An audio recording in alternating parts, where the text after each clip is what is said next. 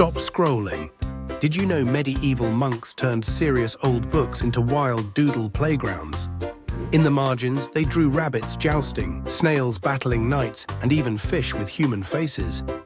Sometimes a tiny dragon would peek out from behind the text, or a cat would chase a mouse right across the page.